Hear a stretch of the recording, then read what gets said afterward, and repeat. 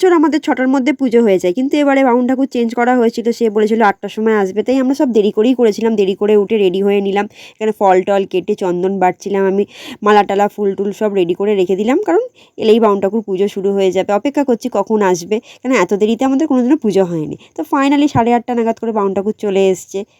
পুজোর সময় তো এই বামুন ঠাকুর নিয়েই তো খুব মারামারি লেগেই থাকে, কে কখন কার বাড়িতে আসবে। আমরা সবাই মিলে পুষ্পাঞ্জলি দিয়ে দিলাম, তারপর হোম হলো। এই দিনটার জন্য আমরা সারা বছর অপেক্ষা করি যে কবে সরস্বতী পুজো আসবে। এই যে জানলা দিয়ে সুন্দরীকে দেখছি। তারপর আমি আর বোন চলে গিয়েছিলাম, পাশেই একটা গাছ ছিল, সেখানে সজনে ফুল কুড়োচ্ছিলাম, কারণ আজকের দিনে সজনে ফুল খেতে হয়। পুজো শেষ হয়ে যাওয়ার পর আমরা চা খেয়ে আমাদের উপোস ভঙ্গ করলাম। তারপর জলখাবারে ছিল কড়াইশুঁটির কচুরি আর আলু চচ্চড়ি। এখানে দেখো পিকো আমাদের দেখছে আর পিকোর খাবার খাচ্ছে।